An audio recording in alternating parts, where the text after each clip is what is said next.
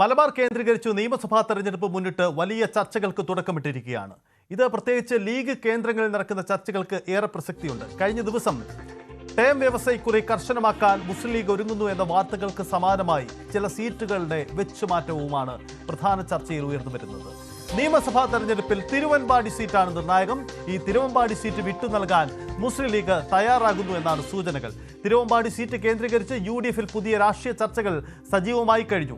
തിരുവമ്പാടി വിട്ടു നൽകുമ്പോൾ പകരം തവനൂരോ പട്ടാമ്പിയോ ലക്ഷ്യമിട്ടുകൊണ്ടാണ് മുസ്ലിം ലീഗിന്റെ നീക്കം. പാർട്ടിയിലെ പ്രാദേശിക പ്രശ്നങ്ങളും മുസ്ലിം സ്ഥാനാർത്ഥി വന്നാൽ ക്രിസ്ത്യൻ വോട്ടുകൾ തിരുവമ്പാടിയിൽ എതിരാകുമോ എന്ന ഭയവുമാണ് ലീഗിന്റെ പുതിയ കണക്കുകൂട്ടലുകൾക്ക് പിന്നിൽ. തിരുവമ്പാടി കേന്ദ്രീകരിച്ച് UDF-ൽ നടക്കുന്ന രാഷ്ട്രീയ ചർച്ചകൾ പല സാധ്യതകൾക്കും വഴിമരുന്നിടുന്നതുമാണ്. കഴിഞ്ഞ ദിവസം നിലമ്പൂർ ഉപതെരഞ്ഞെടുപ്പ് സമയത്തടക്കം തിരുവമ്പാടിയുടെ സാധ്യതകളും അതിൻ്റെ തുടർ രാഷ്ട്രീയ സാധ്യതകളും ഒരു വട്ടം ചർച്ചയായതാണ്. എന്താണ് തിരുവമ്പാടി പറയാൻ പോകുന്ന രാഷ്ട്രീയം? ഒപ്പം തിരുവമ്പാടിയിൽ UDF ലക്ഷ്യമിടുന്നത് എന്താണ്? ലീഗിന്റെ ഈ നീക്കത്തോട് കോൺഗ്രസിന്റെ പ്രതികരണം, കോൺഗ്രസിന്റെ സാധ്യതകൾ വിശദമായി പരിശോധിക്കാം. CB അനുമോദുണ്ട്, MS അനീഷ് കുമാറും ചേരും. രണ്ടുപേർക്കും സ്വാഗതം. ആദ്യം അനുമോദ്, എന്താണ് ഈ തിരുവമ്പാടി എന്ന സീറ്റ്? ലീഗിന്റെ മത്സരിച്ചു വരുന്ന ഒരു സീറ്റാണ്, പക്ഷേ ഇപ്പോൾ സിറ്റിംഗ് സീറ്റല്ല, അവിടെ ഇടതുപക്ഷമാണ് വിജയിച്ചത് കഴിഞ്ഞ തെരഞ്ഞെടുപ്പിൽ. പക്ഷേ തിരുവമ്പാടി വിട്ടു നൽകിക്കൊണ്ട് ഒരു പുതിയ സാധ്യതയിലേക്ക് ലീഗിൽ ഈ നടക്കുന്ന ആലോചനകളുടെ അടിസ്ഥാന കാരണം എന്താണ് ലീഗിന്റെ ഈ രാഷ്ട്രീയ നീക്കത്തിന് പിന്നിൽ?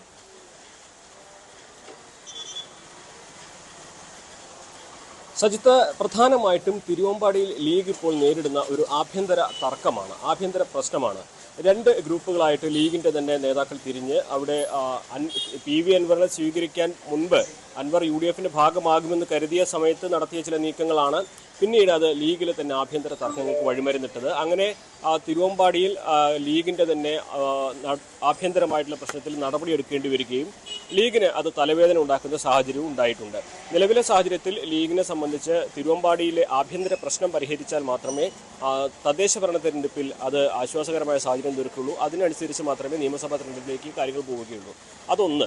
രണ്ടാമതായിട്ട് തിരുവമ്പാടിയിൽ ലീഗിന്റെ വിജയസാധ്യതകൾ എത്രമാത്രമുണ്ട് എന്ന ഒരു ചോദ്യം ഉയരുന്നുണ്ട്. കഴിഞ്ഞ തെരഞ്ഞെടുപ്പിന് ശേഷം തിരുവമ്പാടിയിലെ സാഹചര്യങ്ങൾ വലിയ തോതിൽ തന്നെ മാറിയതായിട്ടാണ് വിലയിരുത്തൽ.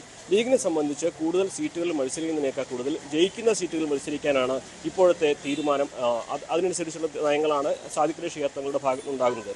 അപ്പോൾ കുറെ കൂടി വിജയസാധ്യത കൂടിയ സീറ്റ്, അതിനു പുറമെ കോൺഗ്രസിന് താല്പര്യമുള്ള ഒരു മണ്ഡലം എന്ന നിലയ്ക്ക് തിരുവമ്പാടി ഒരു വെച്ചുമാറ്റത്തിന്റെ സാധ്യതകൾ ലീഗ് കാണുന്നുണ്ട്. പ്രത്യേകിച്ച് VS ജോയിയെ പോലെ മലപ്പുറം ജില്ലയിലെ മികച്ച ഒരു യുവ നേതാക്കളിൽ ഒരാളായ അദ്ദേഹത്തിനെ പോലെയുള്ളവർക്ക് തിരുവമ്പാടിയിൽ ഒരു സാധ്യതയുണ്ട് എന്നിരിക്കെ കോൺഗ്രസ് തിരുവമ്പാടിയിൽ താല്പര്യമെടുക്കുന്നുണ്ട് എന്നുള്ളൊരു വസ്തുതയാണ്.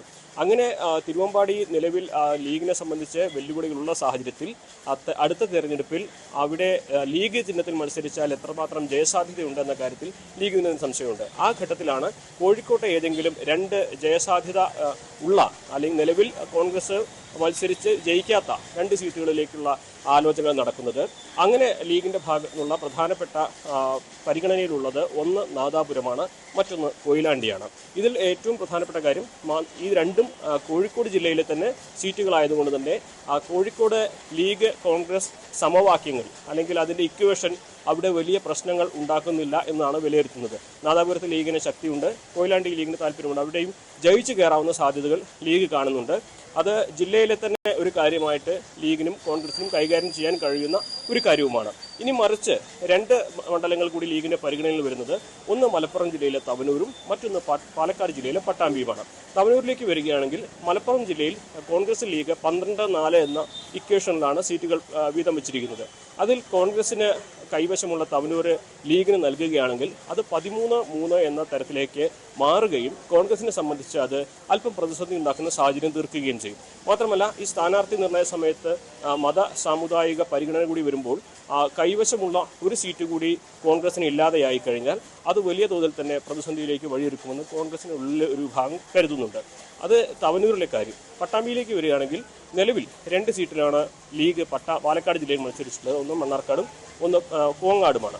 അവിടെ പട്ടാമ്പി കേന്ദ്രീകരിച്ച് കോൺഗ്രസിന്റെ റിയാസ് മുക്കോളിയെ പോലെയുള്ള യുവ നേതാക്കൾ കഴിഞ്ഞ 4 വർഷമായി പ്രയത്നിച്ചുകൊണ്ടിരിക്കുന്നുണ്ട്. കഴിഞ്ഞ തിരഞ്ഞെടുപ്പിൽ അദ്ദേഹം മത്സരിച്ച് തോറ്റതിന് ശേഷവും റിയാസ് മുക്കോളി പാലക്കാട് തന്നെ പ്രവർത്തനം തുടരുന്നൊരു സാഹചര്യമാണ് കണ്ടിട്ടുള്ളത്. അത്തരത്തിൽ ഏറെ അടിത്തട്ടിൽ തന്നെ ഈ നിയമസഭാ തെരഞ്ഞെടുപ്പ് മുൻനിർത്തിക്കൊണ്ടുള്ള പ്രവർത്തനങ്ങൾ നടത്തി കൊണ്ടുവരുന്ന സാഹചര്യത്തിൽ പാലക്കാട് സീറ്റ് വിട്ടുകൊടുക്കാൻ കോൺഗ്രസ് തയ്യാറാകുമോ എന്ന ചോദ്യം ഉയരുന്നുണ്ട്. അതോടൊപ്പം തന്നെ പാലക്കാട് മണ്ണാർക്കാടും പട്ടാമ്പിയും അടുത്തടുത്തുള്ള 2 മണ്ഡലങ്ങളിൽ കോൺഗ്രസിന് ലീഗിന് സീറ്റ് നൽകുന്നതിൽ കോൺഗ്രസിലെ ഒരു വിഭാഗത്തിന് തന്നെ താല്പര്യക്കുറവുണ്ട്. അത്തരത്തിൽ മറ്റ് ജില്ലകളിലേക്ക് ഈ സീറ്റ് കൈമാറ്റം പോകുമ്പോൾ പരിഹരിക്കേണ്ടതായ പ്രശ്നങ്ങൾ മറ്റ് കുറച്ചുകൂടി ഗൗരവതരത്തിലാകും എന്നതുകൊണ്ട് കോഴിക്കോട് ജില്ലയിലെ 2 സീറ്റുകൾ പരസ്പരം വെച്ചുമാറലാണ് പ്രായോഗികമെന്ന അഭിപ്രായമാണ് ലീഗിനുള്ളത്. കോൺഗ്രസിലെ ഒരു വിഭാഗവും അതിനോട് താല്പര്യം പ്രകടിപ്പിക്കുന്നുണ്ട്. പക്ഷേ കൊയിലാണ്ടി സീറ്റിലേക്ക് ചർച്ചകൾ കൊണ്ടുപോകാൻ കോൺഗ്രസ് താല്പര്യപ്പെടുന്നില്ല.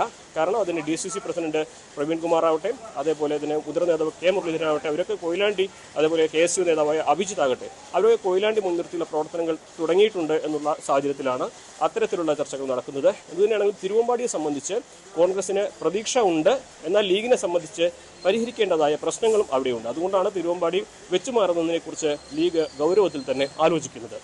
അതാണ് തിരുവമ്പാടി സംബന്ധിച്ച ലീഗിന്റെ പ്രതീക്ഷകൾ. അനീഷ്, എന്തുകൊണ്ട് തിരുവമ്പാടി കോഴിക്കോട് ജില്ലയുടെ ഭാഗമായ ഒരു മണ്ഡലം കൂടിയാണ്, എന്തുകൊണ്ട് തിരുവമ്പാടി വിട്ടു നൽകണം എന്ന ചോദ്യത്തിന് ലീഗിന് നൽകുന്ന ഉത്തരം ചില പ്രാദേശിക പ്രശ്നങ്ങളും യഥാർത്ഥ കാരണമല്ലേ? ഇത്തരം സാധ്യതകൾ തേടുന്നതിനൊപ്പം യഥാർത്ഥത്തിൽ എത്ര കണ്ട് രൂക്ഷമാണ് അവിടുത്തെ ലീഗിലെ പ്രാദേശിക പ്രശ്നങ്ങൾ?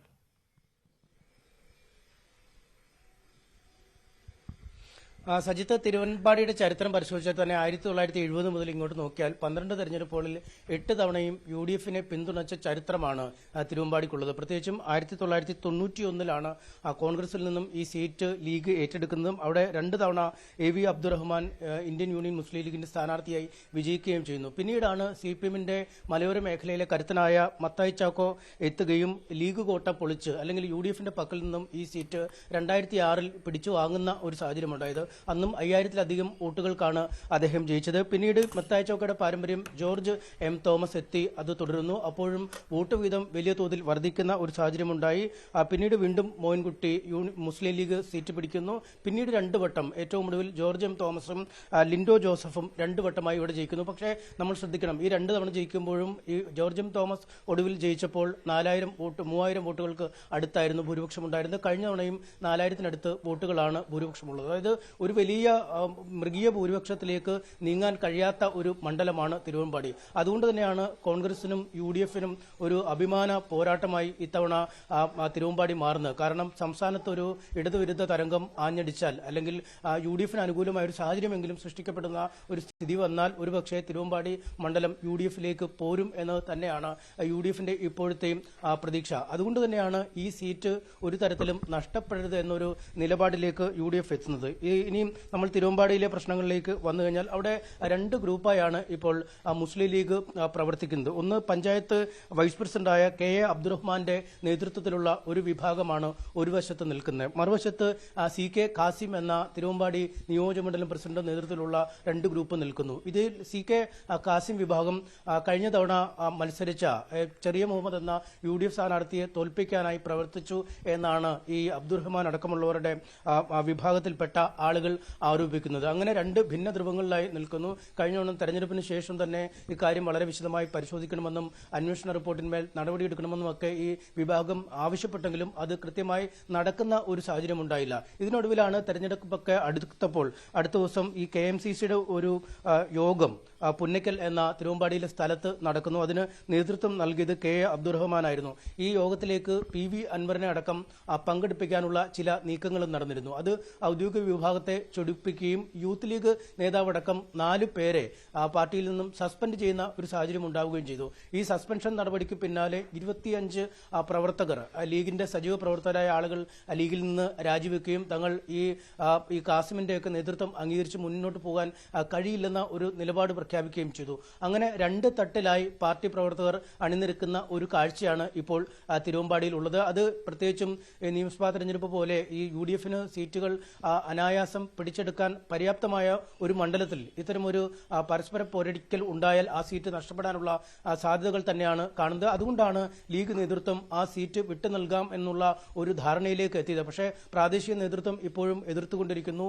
ലീഗ് ജില്ലാ പ്രസിഡന്റുമായി നമ്മൾ കൂടിക്കാഴ്ച കണ്ടപ്പോഴും അദ്ദേഹം പറയുന്നത് അതിനൊന്നും ചർച്ചയ്ക്കുള്ള സമയമായിട്ടില്ല, ലീഗിന്റെ മണ്ഡലം തന്നെയാണ് ഇതിപ്പോൾ, അത് വരുന്ന നാളുകളിൽ നേതൃത്വം ഉചിതമായ തീരുമാനം എടുക്കുമെന്നൊക്കെയാണ് പറഞ്ഞത്. പക്ഷേ ഈ മണ്ഡലം നിലനിർത്താൻ കഴിയില്ലെന്ന ഒരു വികാരം തന്നെയാണ് ഇപ്പോൾ കോൺഗ്രസിന് ഈ ലീഗിലെ ആഭ്യന്തര തർക്കങ്ങളിൽ ഒരു ബോധ്യം ഉണ്ടായിരിക്കുന്നത്. അതിന്റെ അടിസ്ഥാനത്തിലാണ് ഇപ്പോൾ കോൺഗ്രസ് ഈ മണ്ഡലം ഏറ്റെടുക്കാനായി ഒരുങ്ങുന്നത്. 2 വട്ടം ചർച്ചകൾ കഴിഞ്ഞു എന്ന് നമുക്ക് കൃത്യമായ നേതൃത്വത്തിൽ നിന്നും മനസ്സിലാകുന്ന ഒരു സാഹചര്യമുണ്ടായി. കോൺഗ്രസ് മത്സരിച്ചാൽ ആരാവും ഇവിടെ സ്ഥാനാർത്ഥിയായി എത്തുക എന്നതിനെക്കുറിച്ചുള്ള ചർച്ചകൾ സജീവമാണ്. VS ജോയിയെ പോലുള്ള സുസമ്മതനായ ഒരാളെ വേണം എന്ന ഒരാവശ്യം കോൺഗ്രസ് ക്യാമ്പിനുണ്ട്. പക്ഷേ മലപ്പുറം വിട്ട് ഈ തൽക്കാലം കോഴിക്കോട്ടേക്ക് വരാൻ ഇല്ല എന്ന് VS ജോയി അറിയിച്ചു എന്ന് പാർട്ടി വൃത്തങ്ങൾ തന്നെ സൂചിപ്പിക്കുന്നു. അങ്ങനെ ആകുമ്പോഴാണ് പുതിയ ചില ഫോർമുലകൾ കൂടി ഉരുത്തിരിയുന്നത്. ഒന്ന്, UDFന്റെ എക്കാലത്തെയും വിശ്വസനായ ഘടകകക്ഷി നേതാവാണ് CP ജോൺ. അദ്ദേഹത്തിന് വിജയസാധ്യത കുറച്ചെങ്കിലുമുള്ള ഒരു മണ്ഡലം നൽകണമെന്ന ആവശ്യം കുറച്ച് നാളുകളായി മുന്നോട്ട് വെക്കുന്നു. അങ്ങനെയെങ്കിൽ CP ജോണിനായി ഈ മണ്ഡലം മാറ്റിവെക്കുന്നതിനെ കുറിച്ചുള്ള ആലോചനകൾ കോൺഗ്രസിലുണ്ട്. ഒപ്പം മറ്റൊരു കൗതുകകരമായ ഒരു സ്ഥിതിഗതി, കാരണം ഈ നിയമസഭ പഞ്ചായത്ത് തെരഞ്ഞെടുപ്പ് കൂടി ഒരുപക്ഷെ ജോസ് കെ മാണി വിഭാഗം ഈ കോൺഗ്രസിലേക്ക് അല്ലെങ്കിൽ UDFിലേക്ക് എത്തും എന്ന ഒരു പ്രതീക്ഷ ഇപ്പോഴും UDFിനുണ്ട്. അങ്ങനെയെങ്കിൽ മലയോര മേഖലയിൽ ക്രൈസ്തവ വോട്ടുകളൊക്കെ ഒരുപാടുള്ള ഒരു ഇടം കൂടിയാണ്. അങ്ങനെയെങ്കിൽ ജോസ് കെ മാണി വിഭാഗം മുന്നണിയിലേക്ക് എത്തിയാൽ യാതൊരു തടസ്സവും കൂടാതെ ഇതാ നിങ്ങൾക്കൊരു സീറ്റ് നൽകുന്നു എന്ന രീതിയിൽ നൽകാനായി ഈ തിരുവമ്പാടി ഒഴിച്ചിടണം എന്ന ഒരു വികാരവും കോൺഗ്രസിനുള്ളിലുണ്ട്. അങ്ങനെ പലതരത്തിലുള്ള ഫോർമുലകളാണ് ഇപ്പോൾ കോൺഗ്രസുമായി ബന്ധപ്പെട്ടും UDFുമായി ബന്ധപ്പെട്ടും ഉരുത്തിരിയുന്നത്. നിലവിലുള്ള പ്രാദേശികപരമായ ഭിന്നത വലിയ രീതിയിൽ രൂക്ഷമാണ്. അത് ഒരുപക്ഷെ താൽക്കാലികമായി ഒന്നും പരിഹരിക്കാൻ കഴിയാത്തതുമാണ്. അതുകൊണ്ട് ലീഗിന് ഇനി ഒരു മത്സരം എന്നതിനെക്കുറിച്ച് ഈ ഘട്ടത്തിൽ ചിന്തിക്കാൻ പോലും കഴിയാത്ത ഒരു സാഹചര്യമാണ് തിരുവമ്പാടിയിൽ നിലനിൽക്കുന്നത്. ശരി, അനീഷ്